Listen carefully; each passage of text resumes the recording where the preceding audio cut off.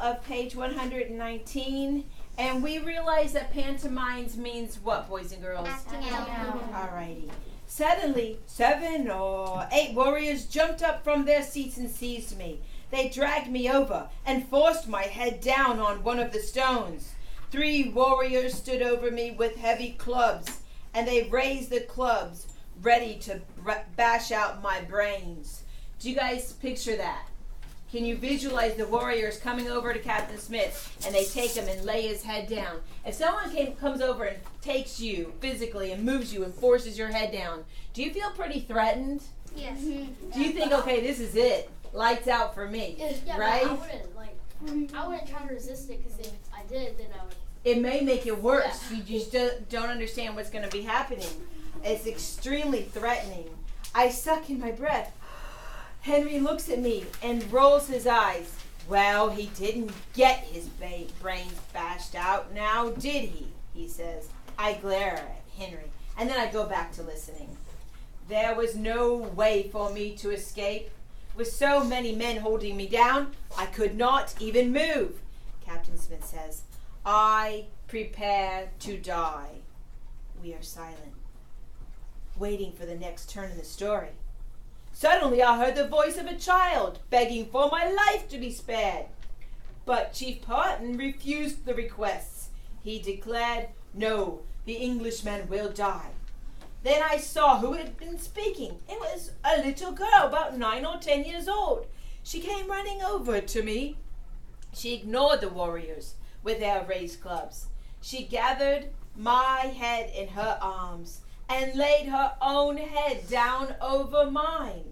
The warriors could not strike a blow now without hitting me first. We were amazed by what we had heard. After a moment, Henry up by the front of his shirt. After a moment, Henry breaks the silence. I don't believe it, he says. You made it all up, you did. Captain Smith is on his feet in a second. He catches Henry by the front of his shirt. That little girl has more courage than you will ever have. And don't you ever call me a liar again. Henry cowers. Yes, sir, he says.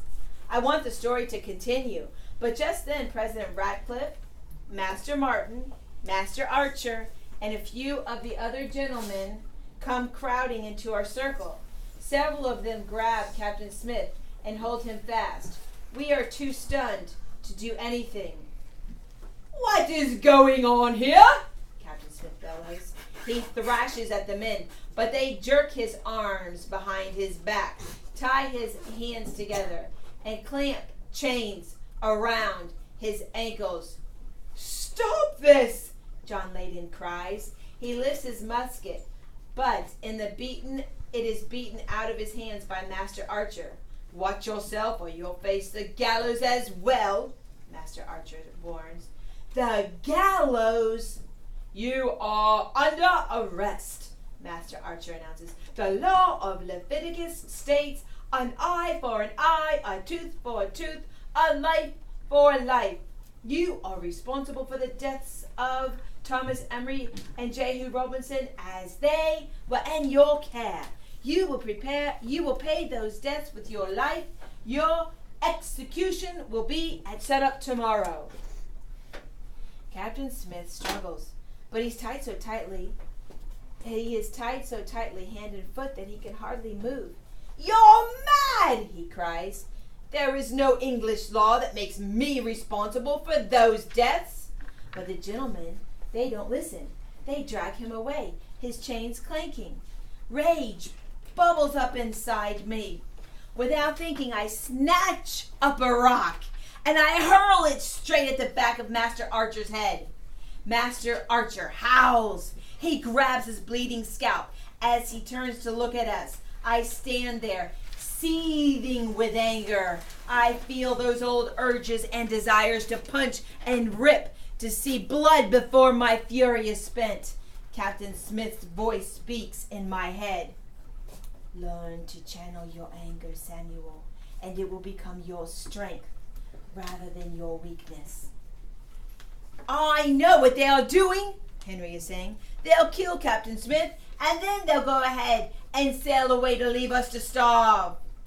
Channel my anger. No, I can't stop myself.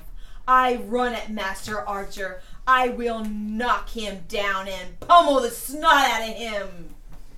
I really want to. Okay. Do you see what I mean?